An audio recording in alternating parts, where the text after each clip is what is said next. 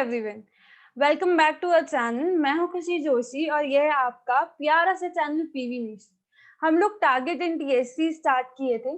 हम लोगों ने पहला लेक्चर पहले ही डिस्कस कर लिया था, जो कि था हमारे chapter number 1 of class 10 chemical reaction and equation.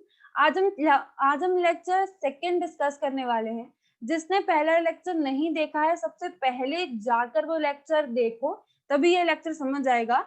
और उसमें मैंने बताया था हमारे इस चैप्टर की starting physical and chemical changes के बारे में, हमारे जो भी रिएक्शंस, केमिकल रिएक्शंस क्या होते हैं उनके बारे में, केमिकल रिएक्शंस कैसे होते हैं उनके बारे में, और बैलेंसिंग दी रिएक्शन के बारे में भी बताया था। उसमें मैंने एक ट्रिक भी बताई थी, how to balance in chemical equation. अगर हमारे पास कोई अनबैलेंस्ड इक्वेशन दी है तो वो वीडियो देखकर आना, फिर ये वाली वीडियो देखना। जो भी क्वेश्चन मैंने उस वीडियो में दिए थे, आई होप सबने सॉल्व किए होंगे, तभी ये वाली वीडियो आपने स्टार्ट की है। अब हम लोग स्टार्ट करते हैं हमारे सेकेंड लेक्चर। अब हम इसके आगे कंटिन्यू करेंगे। मेरे पास जो टॉपिक वहां पे छूट गए थे वो थे type of chemical reactions. Basically हमारे पास टोटल 4 टाइप के केमिकल रिएक्शंस होते हैं। पहला है कॉम्बिनेशन रिएक्शन, दूसरा है डीकम्पोजिशन रिएक्शन, थर्ड है डिस्प्लेसमेंट रिएक्शन और फोर्थ है डबल डिस्प्लेसमेंट रिएक्शन। सबसे पहले अगर मैं कॉम्बिनेशन रिएक्शन की बात करूं तो नाम से ही बहुत ज्यादा क्लियर है कि हमको कॉम्बिनेशन रिएक्शन में क्या करना है। या मान लेते हैं मैंने ए लिया, मैंने इसका रिएक्शन करा दिया बी के साथ, ठीक है। अब यहाँ पे मेरा ये कंबाइन होके बन गया ए बी, ठीक है। मैंने डीकम्पोजिशन रिएक्शन किया, मतलब मैंने क्या किया, एक मेरे पास रिएक्टेंट था और वो टूट के मेरे 2 रिएक्टेंट बन गए, मान लो बी प्लस सी बन गया, ठीक है। अगर मैं बात करती हूँ डिस्प्लेसमेंट रिएक्शन की, तो ये रिएक्शन मेरे पास कैसे होती है।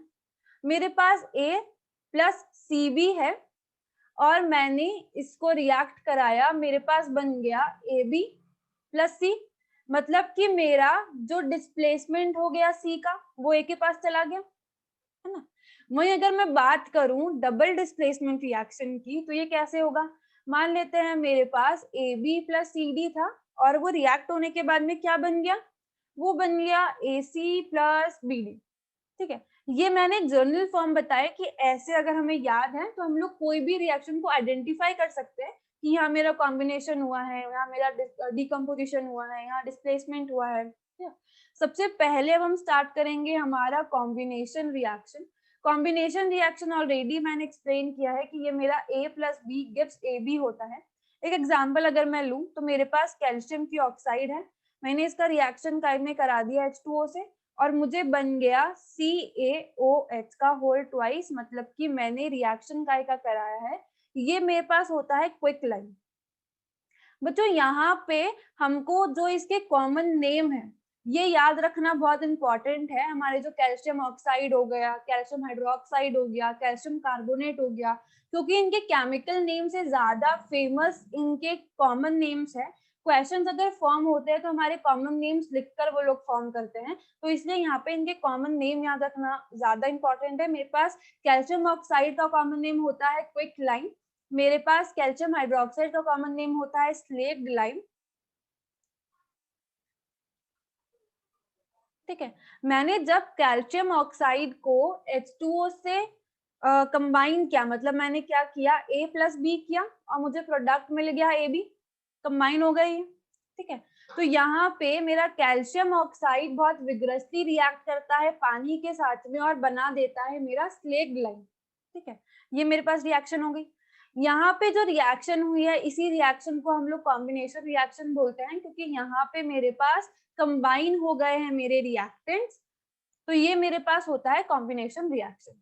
सिंपल था, ठीक है। अब यहाँ पे अगर मैं बात करूं, जो मेरे पास वहां प्रोडक्ट बना था, ठीक है, जो मेरे पास वहां पे प्रोडक्ट बना था, क्या बना था मेरे पास, कैल्शियम हाइड्रोक्साइड, ठीक है। कैल्शियम हाइड्रोक्साइड जो प्रोडक्ट होता है मेरे पास, ये बहुत कॉमनली यूज होता है हमारी व्हाइट वॉशिंग में। कहाँ यूज होता है, हमारी व्हाइट वॉशिंग में।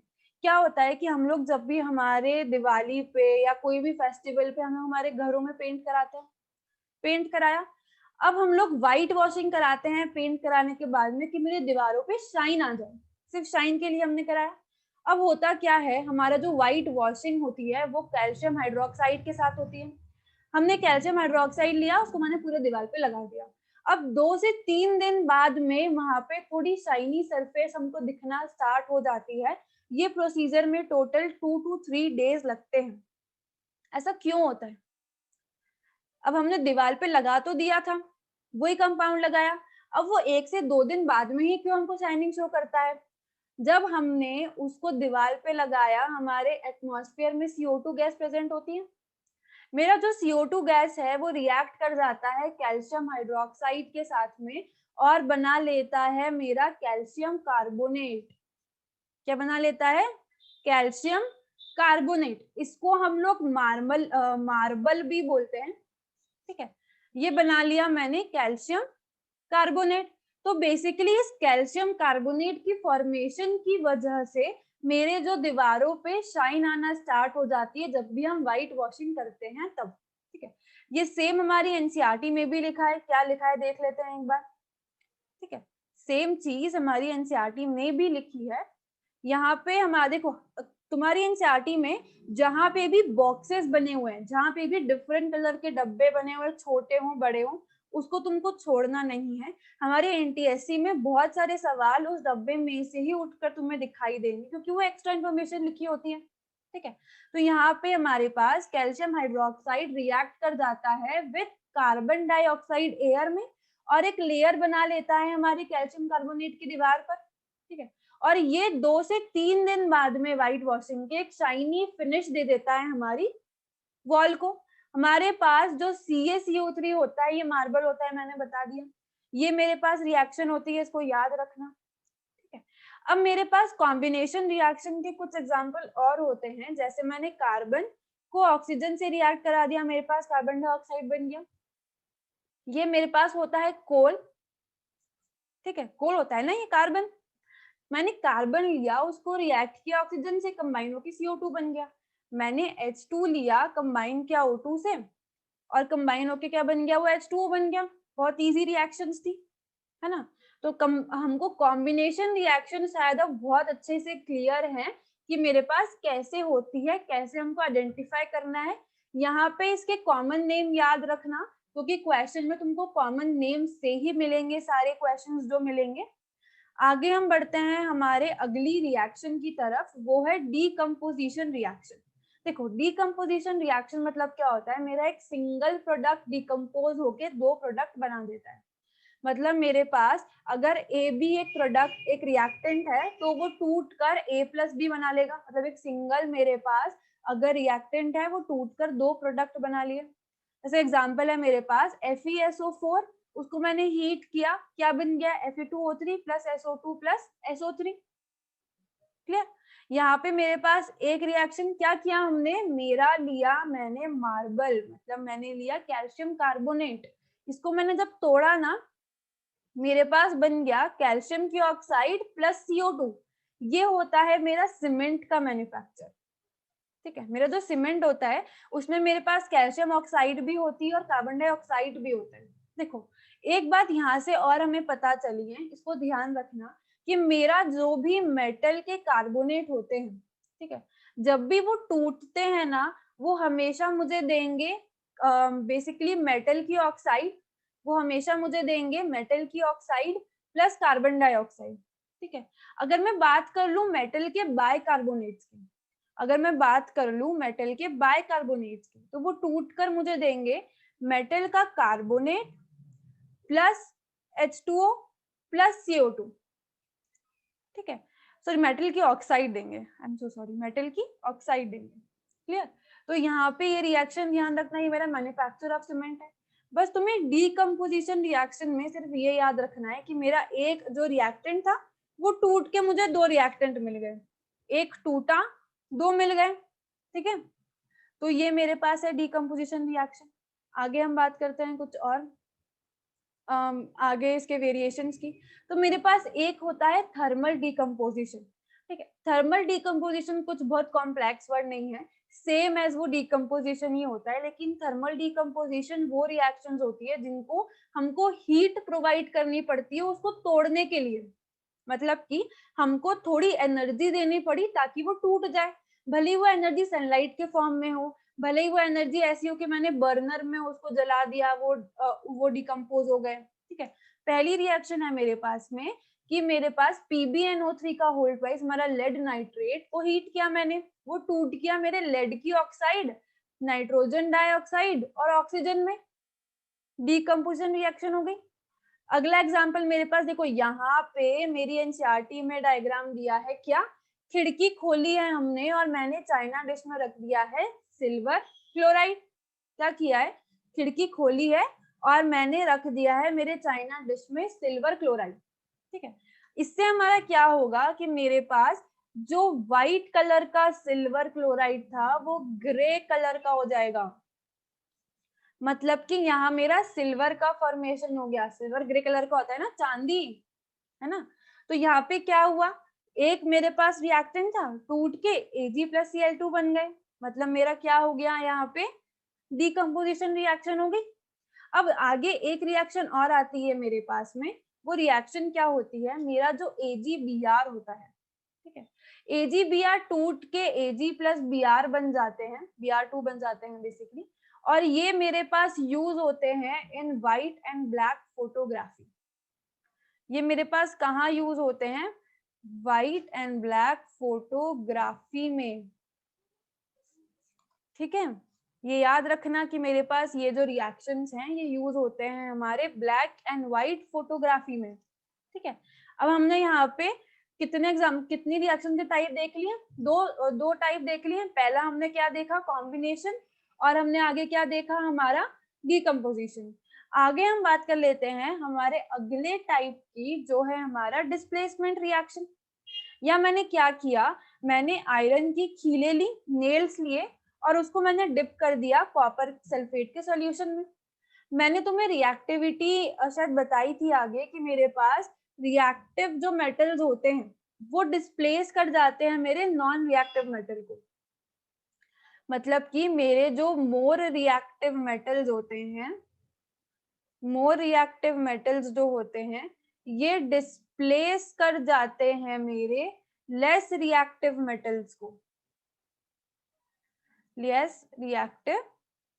को, मतलब यहाँ पे मेरे पास जिंक ज्यादा रिएक्टिव है एज कंपेयर टू मेरे कॉपर। तो क्या करेगा कि जिंक, यहाँ से मेरा जिंक निकलेगा और वो डिस्प्लेस कर जाएगा मेरे कॉपर सल्फेट के सॉल्यूशन में। तो देखते हैं कैसे होती है रिएक्शन।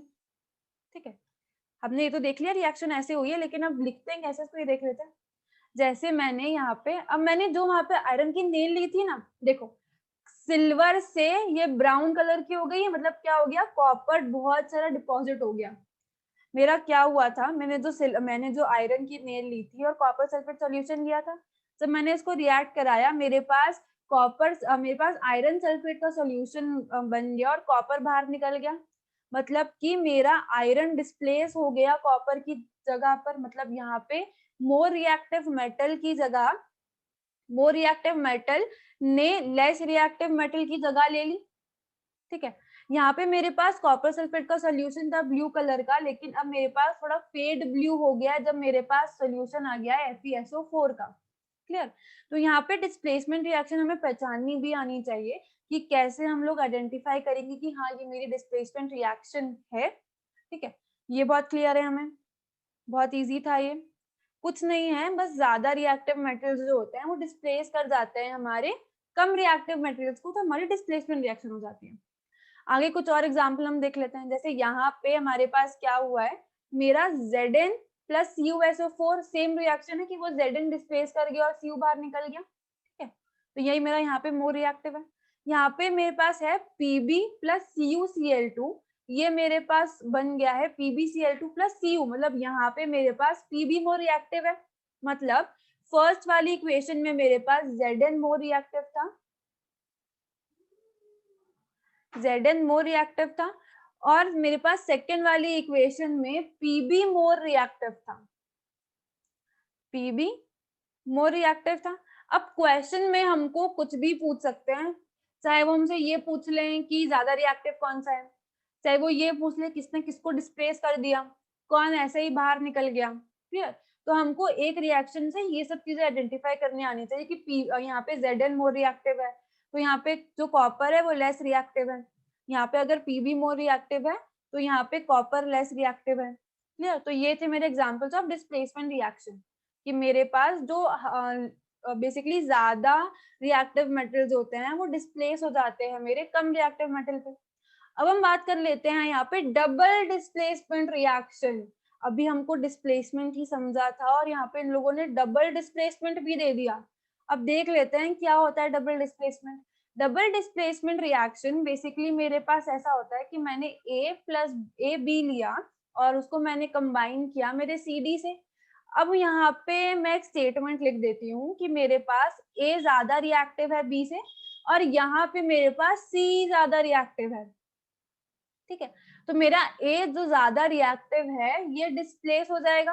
अब पहले एक काम करते हैं, पहले हम सिर्फ एक लेते हैं रिएक्टिव। ठीक है, मेरे पास A यहाँ पे ज्यादा रिएक्टिव मतलब ये डिस्प्लेस हो जाएगा। ठीक है, और यहाँ पे भी मैं बता ही देती हूँ मैंने C ज्यादा रिएक्टिव ले लिया, वो डिस्प्लेस हो जाएगा। मतलब यहाँ पे मेरे पास AC एक कंपाउंड बन जाएगा और एक कंपाउंड बन जाएगा BD।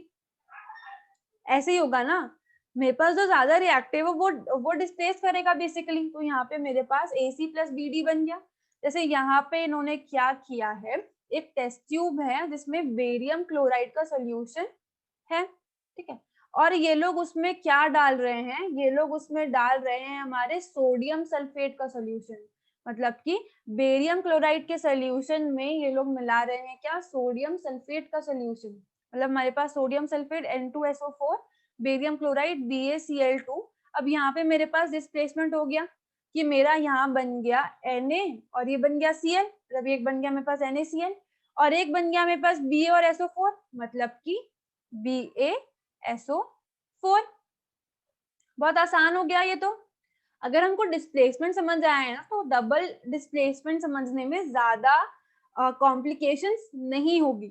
ठीक है, आगे हम बात कर लेते हैं हमारे अगले रिएक्शन की तरफ। तो ये आ गया मेरे पास type of reaction on the basis of energy. अब तक हमने नॉर्मल उनके रिएक्टेंट प्रोडक्ट के बेसिस पे उसको डिवाइड किया था। अब हम देख रहे हैं type of reaction on the basis of energy. ये मेरे पास दो टाइप के होते हैं, एक होता है मेरे पास एक्सोथर्मिक, ठीक है, और दूसरा होता है मेरे पास एंडोथर्मिक। ठीक है, एक्सोथर्मिक बेसिकली मेरे पास वो होते हैं जो कि एनर्जी को रिलीज करते हैं और एंडोथर्मिक वो होते हैं जो कि मेरे एनर्जी को एब्जॉर्ब करते हैं। ठीक है, तो सबसे पहले हम एक काम करते हैं, एक टेबल फॉर्म में लिख लेते हैं। क्वेश्चन बोर्ड्स में भी बहुत बार आता है कि हमको डिफरेंशिएट करके बता दो कि एक्सोथर्मिक और एंडोथर्मिक रिएक्शन क्या होते हैं। तो मेरे पास दो टाइप के रिएक्शंस हैं। पहला है मेरे पास एक्सोथर्मिक थर्मिक और दूसरा है मेरे पास एंडोथर्मिक। ठीक है, यहाँ पे मैंने एक आई ज्यादा लगा दिया। Exothermic and endothermic.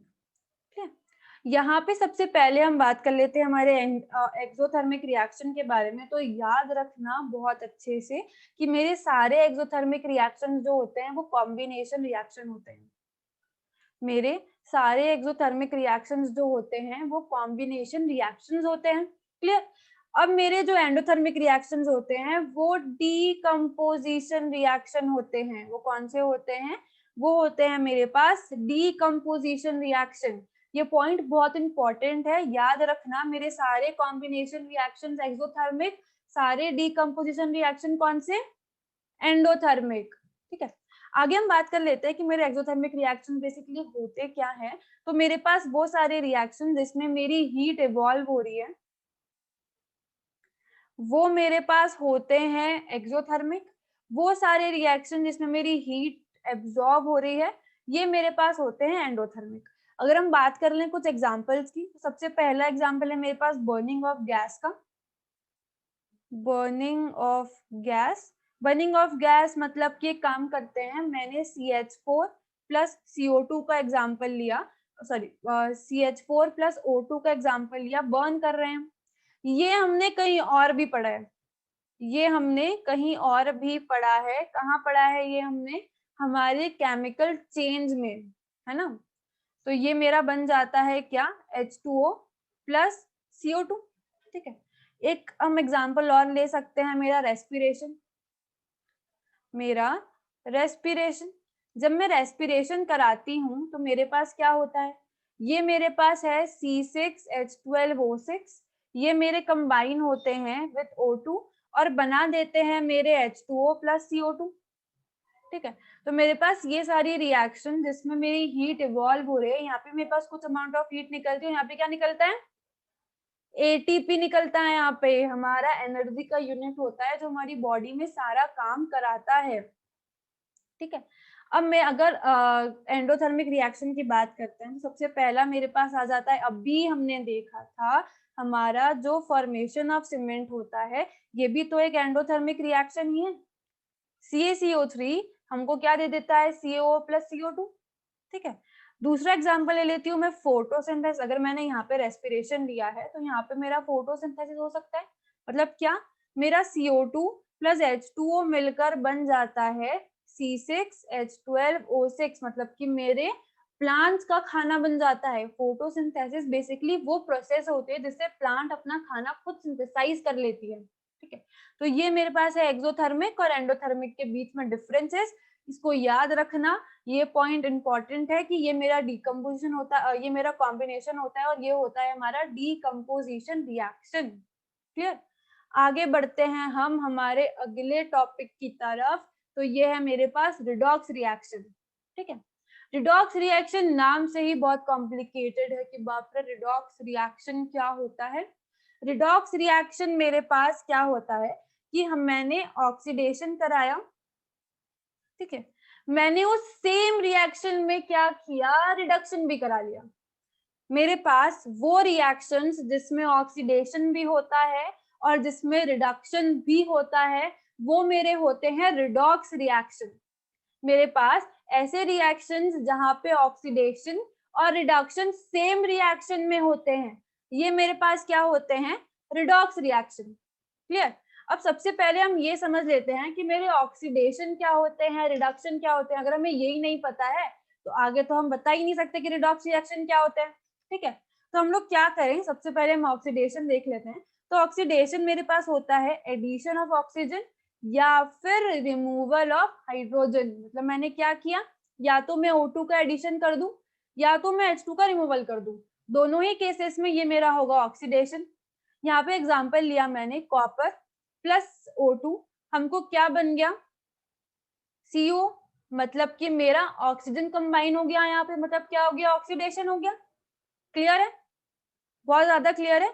इसकी डेफिनेशन याद रखना, मेरा एडिशन ऑफ ऑक्सीजन तो मेरा ऑक्सीडेशन होता ही है, लेकिन बच्चे क्या करते हैं, बहुत बार ये वाली चीज भूल जाते हैं कि मेरा रिमूवल ऑफ हाइड्रोजन भी ऑक्सीडेशन होता है। ठीक है, अब हम ऑक्सीडेशन को अगर दूसरे टर्म्स में बात करें तो हम इलेक्ट्रॉन्स की टर्म्स में भी समझ सकते हैं। ऑक्सीडेशन मतलब होता है मेरे पास एडिशन ऑफ इलेक्ट्रॉन, या फिर हो सकता है सॉरी मेरे पास ऑक्सीडेशन मतलब होता है रिमूवल ऑफ इलेक्ट्रॉन। मेरे पास, और मेरे फ्लो में अभी गलत बता देती, रिमूवल ऑफ इलेक्ट्रॉन।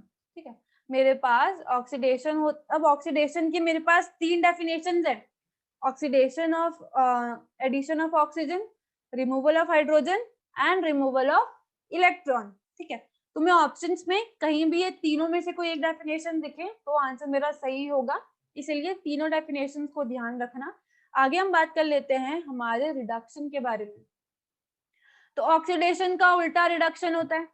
ठीक है, मतलब मेरा removal of oxygen and addition of hydrogen और इलेक्ट्रॉन मेरे पास होता है रिडक्शन। मतलब मैंने ऑक्सीजन को रिमूव कर दिया, मतलब मैंने क्या किया, हाइड्रोजन को ऐड कर दिया और इलेक्ट्रॉन को भी रिमूव कर दिया, तो मेरे पास क्या बन गया, रिडक्शन। यहाँ पे एग्जांपल है CuO प्लस मेरा H2, यहाँ पे क्या हो रहा है, ऑक्सीजन रिमूव हो रहा है, मतलब ये मेरा बन रहा है कॉपर प्लस बन रहा है H2O। ठीक है, अब ये रिएक्शन ना ध्यान से देखना, इसको मैं आगे बताऊंगी। अभी तुमने कुछ नोटिस किया होगा मेरे हिसाब से, अगर तुमने अच्छे से मेरी बात सुनी है रिडॉक्स रिएक्शन वाली, इस रिएक्शन को देखना। अब हम आगे बात करेंगे इस रिएक्शन के बारे में। अब हम बात करते हैं हमारे ऑक्सीडाइजिंग और रिड्यूसिंग एजेंट के बारे में। अब हमने ऑक्सीडेशन देख लिया, रिडक्शन देख लिया, तो उनके एजेंट्स भी देख लेते हैं। तो वो सारे सब्सटेंस जो कि हमको वो सब्सटेंस जो कि ऑक्सीडाइज कराते हैं दूसरे सब्सटेंसेस को, वो हमारे पास होते हैं ऑक्सीडाइजिंग एजेंट्स। बेसिकली ये खुद रिड्यूस हो जाते हैं। वो सब्सटेंस जो खुद रिड्यूस हो जाते हैं, रिड्यूस हो जाते हैं, ये मेरे पास होते हैं ऑक्सीडाइजिंग एजेंट्स। रिड्यूसिंग एजेंट्स मेरे पास वो सब्सटेंस होते हैं जो कि रिड्यूस कर देते हैं मेरे दूसरे सब्सटेंस को और खुद क्या होते हैं, ऑक्सीडाइज हो जाते हैं। मतलब मेरे पास वो क्या करते हैं, दूसरों को तो रिड्यूस करते ही हैं और खुद ऑक्सीडाइज हो जाते हैं। तो वो सब्सटेंस जो खुद क्या होते हैं, खुद वो हो जाते हैं ऑक्सीडाइज, वो मेरे पास हो जाते हैं रिड्यूसिंग एजेंट्स। बहुत क्लियर है ना? जो भी डाउट आता है तुम्हें उसे कमेंट सेक्शन में मेंशन करना कि ये समझ नहीं आया है। आई विल टेक केयर कि हम लोग वापस से तुम्हें बताएं कि वो क्या होता है। ओके, अब हम बात करते हैं हमारे रिडॉक्स रिएक्शन की। अब हमने रिडॉक्स रिएक्शन टॉपिक स्टार्ट किया था, लेकिन उसके अलावा बाकी सब पढ़ लिया अब तक। ऑक्सीडेशन पढ़ लिया, रिडक्शन पढ़ लिया, रिड्यूसिंग एजेंट पढ़ लिया, ऑक्सीडाइजिंग एजेंट पढ़ लिया। अब भाई बता तो दो रिडॉक्स रिएक्शन होता क्या है। रिडॉक्स रिएक्शन मेरे पास, इसको हम एक और नाम से बोल देते हैं oxidation and reduction reaction. Basically ये वो रिएक्शन है जहाँ पे ऑक्सीडेशन रिडक्शन दोनों सेम रिएक्शन में ही हो रही है, तो हम बोल सकते हैं इसको ऑक्सीडेशन रिडक्शन रिएक्शन। ठीक है, अब आगे मैं बात करूं इसमें, तो मेरे पास वो रिएक्शन जिसमें एक रिएक्टेंट जो होता है वो ऑक्सीडाइज हो जाता है और दूसरा रिएक्टेंट रिड्यूस हो जाता है, वो रिएक्शन मेरे पास रिडॉक्स रिएक्शन होती है। सही है?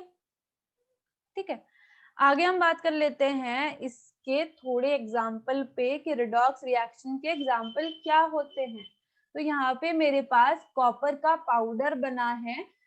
बेसिकली ये मेरे पास यही रिएक्शन है जो मेरी नीचे हो रही है। ये डायग्राम तुम्हारा एनसीईआरटी का है।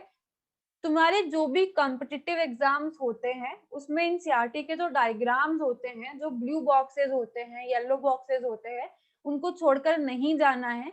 बहुत सारे क्वेश्चन उनके अंदर से पूछे जाते हैं क्योंकि कॉम्पिटिटिव है, तो एटलीस्ट उनको थोड़ा तो अलग दिखाना पड़ेगा, नहीं तो वो भी बोर्ड जैसे नहीं हो जाएंगे। क्लियर? तो अगर तुम एनटीएससी की प्रिपरेशन कर रहे हो तो अलग से उनके नोट्स बनाना। तुम्हारे पास जो अलग अलग बॉक्सेस बने हैं एनसीईआरटी में डिफरेंट कलर्स के, वो सारे। तो मेरे पास रिडॉक्स रिएक्शन देख लेते हैं अब क्या होता है।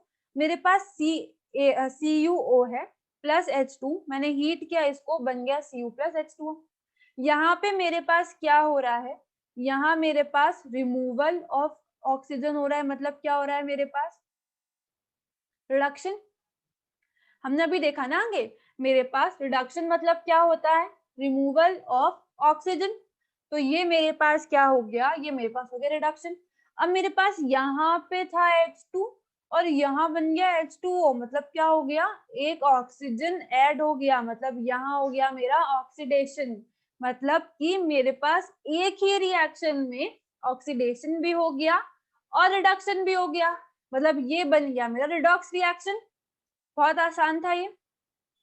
ठीक है, ऑक्सीडेशन रिडक्शन पहचानना अगर तुम्हें आ गया है तो रिडॉक्स रिएक्शन पहचानना कोई बहुत बड़ी बात नहीं है, हम बहुत आसानी से उसको बता सकते हैं।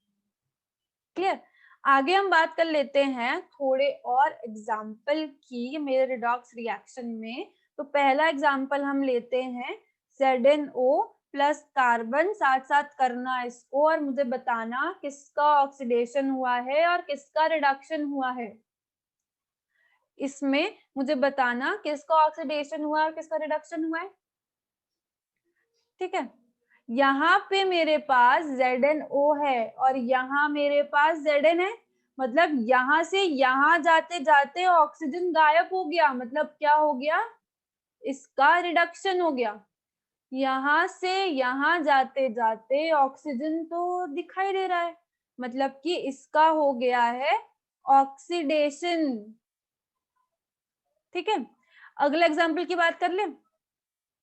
इजी था, जिससे ये नहीं बना है ना, अगला वाला बन जाना चाहिए। मेरे पास है MnO2 प्लस HCl और ये बन गया है मेरे पास MnCl2 plus H2O plus Cl2। अब इसमें जल्दी बता दो मेरे पास कहाँ पे ऑक्सीडेशन हुआ और कहाँ पे रिडक्शन हुआ है।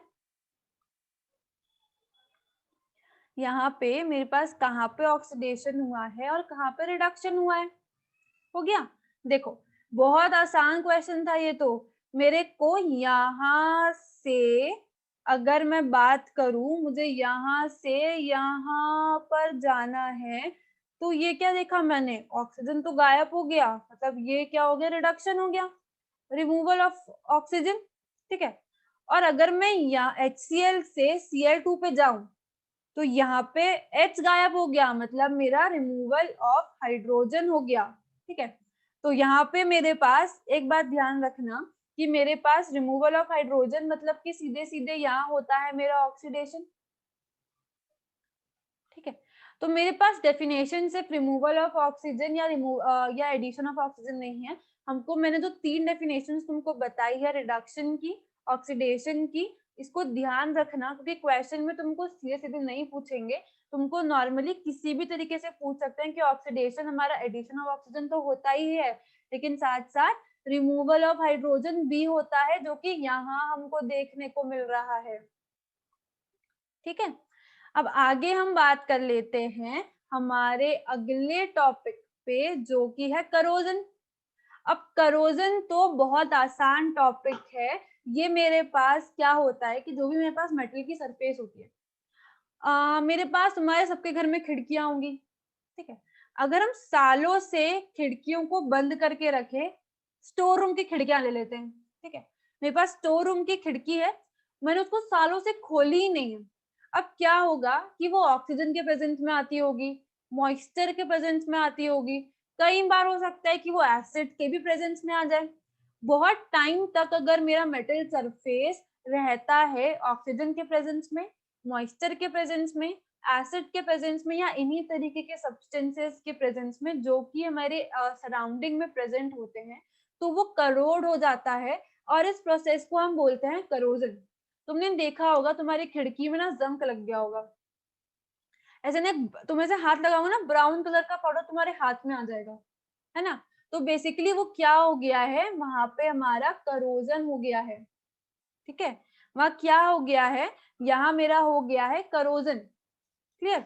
तो मेरे पास जैसे यहाँ तुम्हें दिख रहा है, इसको देखकर बहुत क्लियर है कि मेरे पास करोजन, अगर अगर कोई सब्सटेंस करोड है तो वो कैसा दिखाई देता होगा। आगे हम बात कर लेते हैं हमारे कुछ रिएक्शंस की जो कि हमारे करोजन से होती है। सबसे पहली रिएक्शन है मेरे पास जो कि है ब्लैक कोटिंग ऑफ सिल्वर। क्या होता है कि मेरा जो सिल्वर होता है उसमें ना काली कलर की परत आ जाती है। देखा होगा तुमने ना, एक काम करना, पुराने चांदी के जो हमारी ज्वेलरीज होती है ना, उसको एक बार देखना। बहुत टाइम से अगर वो ज्वेलरीज बाहर नहीं निकाली होगी ना, तो वो उसमें एक ब्लैक कलर की कोटिंग आ जाती है। बेसिकली रिएक्शन इसमें होती है Ag प्लस H2S, ये मेरा बन जाता है Ag2S में, और प्लस बाहर निकल जाता है हमारा H2।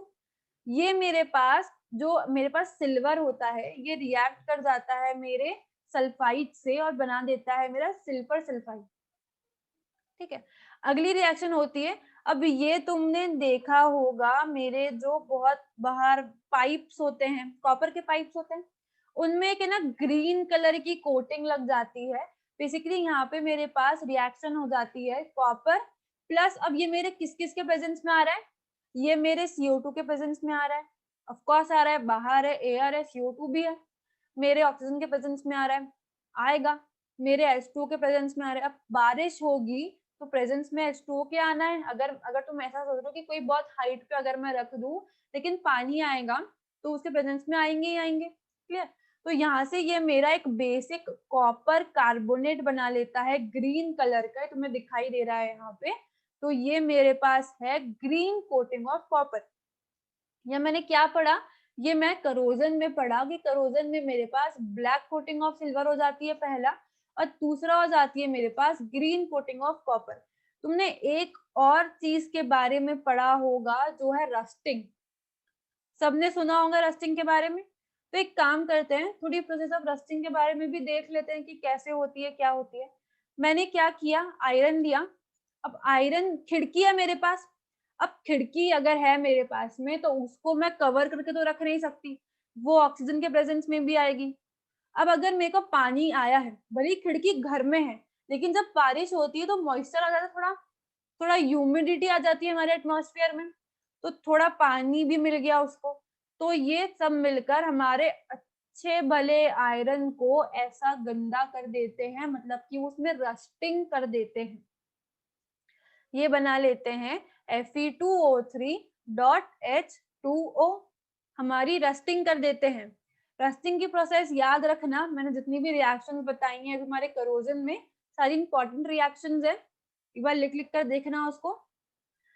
आगे हम बात कर लेते हैं अब हमारे टॉपिक पे, जो कि है रेंसिडिटी। अब ये टॉपिक ना तुमने बहुत बार तुम्हारे घर पे पढ़ा होगा। क्या होता है ना, एक बहुत कॉमन, अगर मैं एग्जांपल लूं, रोटी होती है हमारी, मम्मी क्या बोलती है कि बेटा रोटी फ्रिज में रख देना अगर तुमने खाना खा लो तो, है ना। हम लोग क्या करते हैं, भूल जाते हैं रोटी फ्रिज में रखना। अगले दिन सुबह उठ के उस रोटी को देखते हैं तो उस पे फंगस लग जाती है। अब रोटी हम खा नहीं सकते, खा मत लेना, फूड पॉइजनिंग हो जाती है। ठीक है, क्या होता है कि मैंने रोटी खाई, उसको मैंने फ्रिज में रखना भूल गई, सुबह उठ के मम्मा ने देखा कि रोटी पे फंगस लग गई। ये हमारे साथ बहुत बार हुआ होगा। ठीक है, जब फैट्स और ऑयल ऑक्सीडाइज हो जाते हैं तो वो रेंसिड हो जाते हैं, उनका कलर और टेस्ट दोनों ही बदल जाता है। ठीक है, अब क्या होता है, हमने एक बहुत कॉमन एग्जांपल हमारा ब्रेड के साथ भी होता है कि मेरे ब्रेड्स में हम बोलते हैं कि फंगस लग जाती है, अगर बहुत दिन तक अगर हम उसको खाते नहीं है, अगर बहुत दिन तक वो हमारे पास रखी रहती है बाहर, तो उसमें फंगस लग जाती है, उसका स्मेल भी बदल जाती है, उसका टेस्ट भी बदल जाता है। मेरी एडवाइस कि अगर तुम्हें ऐसा कोई फूड मटेरियल हो तो उसको पहले स्मेल करके देखना, तुम्हें पता चल जाएगा, टेस्ट बाद में करना, हो सकता है कुछ ज्यादा इन्फेक्शन तुम्हें हो जाए उसको खाने से।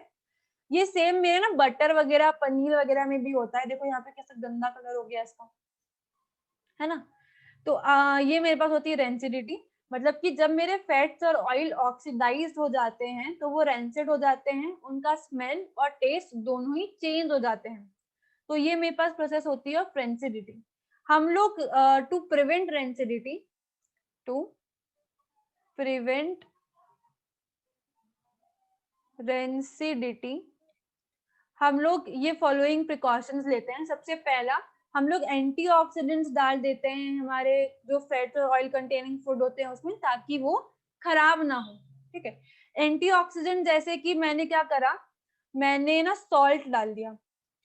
हम लोग कहते हैं पिकल होता है मेरा अचार, उसमें हम लोग अगर हम लोग सॉल्ट नहीं डालते हैं उसमें तो वो क्या होता है, वो भी खराब हो जाता है कुछ टाइम बाद, क्योंकि हम उसको बाहर रखते हैं। ठीक है, तो मेरे बहुत सारे ऐसे एंटीऑक्सीडेंट्स होते हैं जिनको हम उसमें डाल देते हैं, जो भी फूड जिसमें ऑयल और फैट होता है, ताकि वो प्रिवेंट हो जाए हमारे खराब होने से। अगला मेरे पास आता है कि हम लोग उसको एयर टाइट कंटेनर में भी रख सकते हैं ताकि वो ऑक्सीडेशन को स्लो डाउन करें। अब ऐसा नहीं है कि अगर मैंने एयर टाइट कंटेनर में उसको रखा तो वो खराब नहीं होगा, वो खराब होगा, लेकिन जो प्रोसीजर है वो थोड़ी धीरे धीरे चलेगी। ठीक है, तुम तो अगर मम्मी से डांट नहीं खानी है, फ्रिज में रखना भूल गए, तो उसको एयर टाइट कंटेनर में भी रख सकते हैं। ठीक है, आगे में हम क्या करते हैं, लेस सबने खाया होगा, लेस की बुराई भी सबने की होगी कि इतना बड़ा पैकेट, चिप्स तो रहती नहीं, सिर्फ हवा रहती है। उसमें वो हवा होती है हमारी नाइट्रोजन गैस। नाइट्रोजन गैस क्या करती है, ये हमारे चिप्स को खराब होने से बचाती है, मतलब कि जो भी हम पैकेजिंग करते हैं, हमारे जो पैकेट फूड जाते हैं, उनमें बेसिकली हम लोग फूड को डालने के बाद नाइट्रोजन गैस भर देते हैं, ताकि हमारे जो पैकेट फूड हैं वो लंबे समय तक खराब ना हो, जैसे थे वैसे की वैसे ही रहे।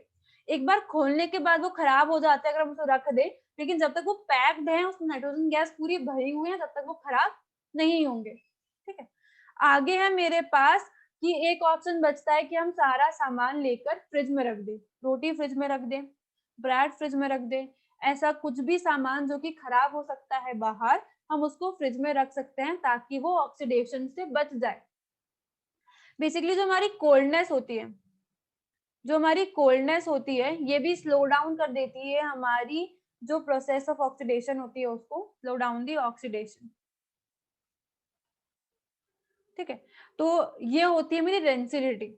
सामान को हम खराब होने से कैसे बचा सकते हैं, इसके 4 पॉइंट्स बहुत इंपॉर्टेंट है, इसको याद रखना। हमारे बोर्ड में भी क्वेश्चन आ सकता है कि explain how we can provide density और how we can provide our food to get contaminated. Clear? आगे हमारे पास इस चैप्टर में और कुछ नहीं बचा है, ये चैप्टर पूरा खत्म है। अगर कोई भी डाउट बचता है इस चैप्टर का, let me know in the comment section.